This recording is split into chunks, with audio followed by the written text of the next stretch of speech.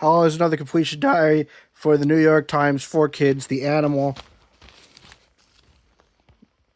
issue, which was released on April 29th, 2018. I think, this is, my grandpa gave me a couple of these, so there's going to be a few more of these, but soon we should hopefully be done with newspapers. This is actually, I actually do like this. Lots of articles, they put a lot of effort into making it nice. There's many crosswords I did. I read all the articles. It was more engaging than the sports one. That was, for adults, but that was also because it was about sports that had happened ages ago. This wonderful, beautiful kind of spread, and they have all these animals you could find here, which, it's fun just kind of just reading the names,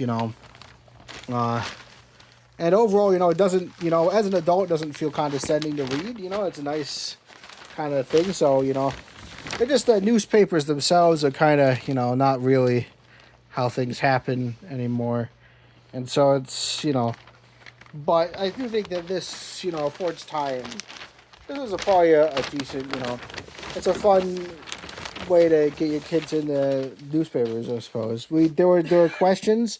We all did the questions. These people answered the questions and got some right. It was fun. It took a bit of time, but I found again it was decently engaging.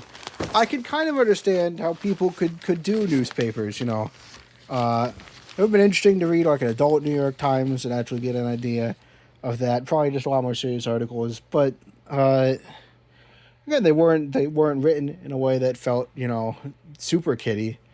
They have this whole thing on the back, kids deserve stuff, and this kind of poem thing. Yeah, it was decent. It was not a terrible waste of time. I just, I broke the rule on the front.